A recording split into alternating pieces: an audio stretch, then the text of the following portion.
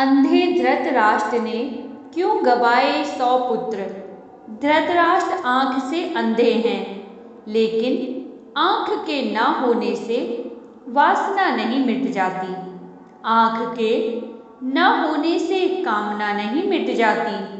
काश शूरदास ने धृतराष्ट्र का ख्याल कर लिया होता तो आंखें फोड़ने की कोई जरूरत ना होती। सूरदास ने आंखें फोड़ ली थी, इसलिए कि ना रहेंगी आंखें, न मन में उठेगी कामना, न उठेगी वासना। पर आंखों से कामना नहीं उठती, कामना उठती है मन से। आंखें फूट भी जाएं, फोड़ भी डाली जाएं, तो भी वासना का कोई अंत नहीं है। पिता के जीवन काल में उसके 100 पुत्र क्यों मारे जाएं, इससे बड़ी विडंबना क्या होगी। महाभारत में धृतराष्ट्र के 100 पुत्र मारे गए थे। क्या यह उनके पूर्व जन्म के किसी कर्म का दंड था। धृतराष्ट्र अंधे थे, लेकिन जब उन्हें यह पता चला कि गांधारी को 100 संतानों को जन्म देने का आशीष है, तो अंधेपन का दुख मिट गया था। धृतराष्ट्र के 100 पुत्र और एक पुत्री हुई।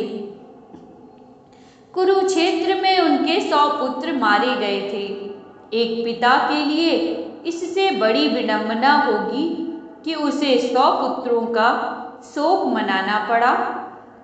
भगवान श्री कृष्ण ने गीता का जो संदेश दिया था, उसे अर्जुन के अतिरिक्त संजय और धृतराष्ट्र ने भी सुना था। उसमें भगवान ने कहा कि सब कुछ पूर्व निर्धारित है, सबको उनके पूर्व के कर्मों का दंड भोगना होगा। धृतराष्ट्र के वह बात स्मरण थी।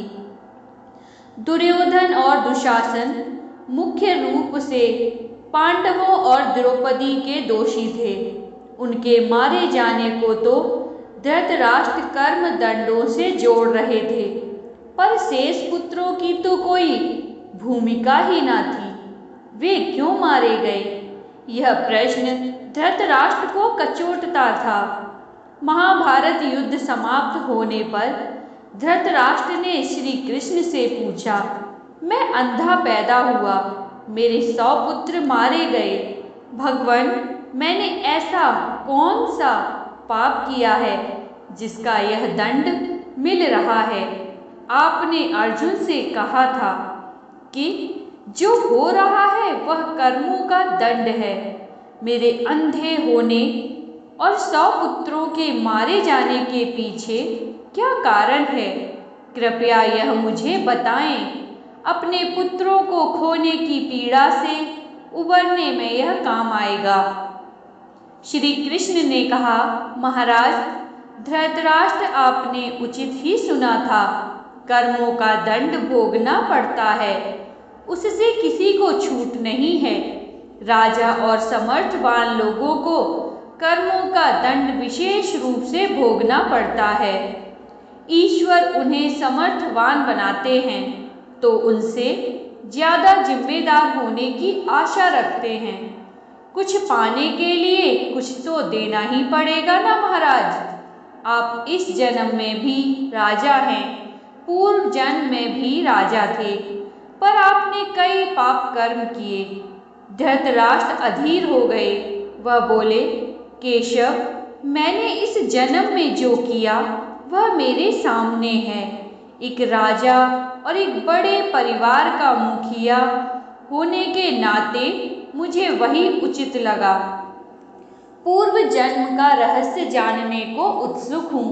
कृपया वह रहस्य खोलें कि ऐसा कौन सा पाप था कि मैं अंधा भी हुआ, 100 पुत्र भी गवाए। भगवान श्री कृष्ण ने धृतराष्ट्र को पूर्व जन्म की याद दिलानी शुरू की। उन्हें पूर्व जन्म में लेकर गए। भगवान बोले, महाराज धृतराष्ट्र, पिछले जन्म में भी आप एक राजा थे। आपके राज्य में एक तपस्वी ब्राह्मण रहते थे। ब्राह्मण के पास हंसों का एक जोड़ा था जिसके 4 बच्चे थे। ब्राह्मण को उन हंसों से अपने संतान के जैसा लगाव था। ब्राह्मण को तीर्थ यात्रा पर जाना था, लेकिन हंसों की चिंता में वह जा नहीं पा रहे थे। उसने अपनी चिंता एक साधु को बताई। साधु ने कहा, तीर्थ में हंसों को बाधक बताकर हंसों का अगला जन्म खराब क्यों करते हो? राजा प्रजा पालक होता है, तुम और तुम्हारे हंस दोनों उसकी प्रजा हो। हंसों को राजा के संरक्षण में रखकर तीर्थ को जाओ। आप एक प्रजा पालक राजा थे, इसलिए ब्राह्मण को यह बात जम गई। वह आपके पास आया और अपनी सारी परेशानी कह सुनाई। आपने ब्राह्मण के तीर्थ से लौट आने तक हंसों की रक्षा का दायित्व स्वीकार लिया। ब्राह्मण हंस और उसके बच्चे आपके पास रखकर तीर्थ को गए।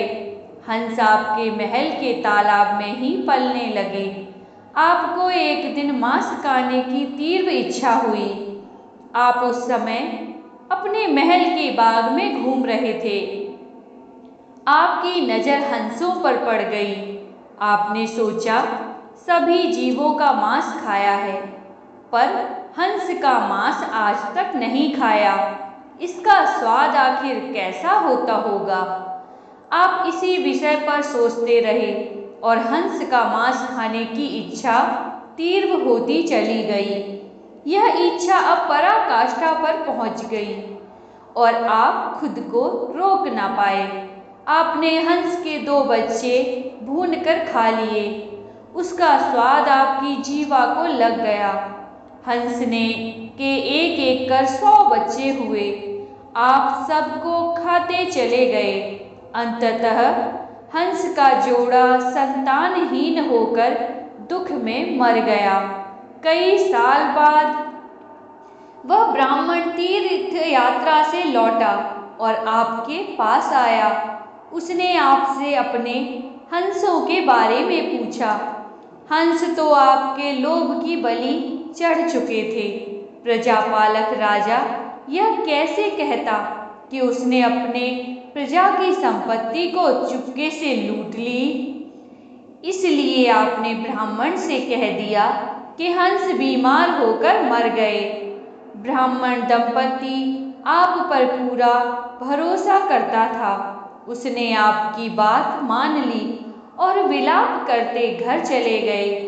महाराज धृतराष्ट्र, आपने हंस के बच्चों को खाकर और फिर झूठ बोलकर एक साथ कई अपराध किए। वह सुनिए, आपने तीर्थ यात्रा पर गए उस व्यक्ति के साथ विश्वासघात किया जिसने आप पर अंधविश्वास किया था। आपने प्रजा की धरोहर में डांका डालकर राजधर्म भी नहीं निभाया। जीवा के लालच में पड़कर हंस के 100 बच्चे भून कर खा गए जो आपके पास आश्रय के लिए आए थे। इस तरह आपने उस असहाय का वध किया जिसे आपने आश्रय दिया था। यह बहुत बड़ा पाप है। हे राजन, इन घोर पाप कर्मों का आपको दंड मिला है। जैसे आपने जिह्वा के लालच में हंस के 100 बच्चे मारे, वैसे ही आपके 100 पुत्र हुए लालच में पड़कर मारे गए। उन सब की जीवा भी आवश्यकता से अधिक उद्दंड थी। जिसने आप पर आंख मूंद कर भरोसा किया, उस तीर्थ यात्री से आपने झूठ बोला और राजधर्म का पालन नहीं किया। कोई आंख मूंद कर विश्वास करे तो उसका विश्वास कभी नहीं तोड़ना चाहिए। इसी विश्वासघात के कारण आप अंधे और राजकाज में विफल व्यक्त हो गए। श्री कृष्ण ने कहा, सबसे बड़ा छल होता है विश्वासघात। आप उसी का पाप का फल भोग रहे हैं। जय श्री कृष्ण। अगर वीडियो पसंद आई हो तो हमारे चैनल को सब्सक्राइब करें और कामना करते हैं कि आप और आपका परिवार हमेशा खुश रहे। धन्यवाद।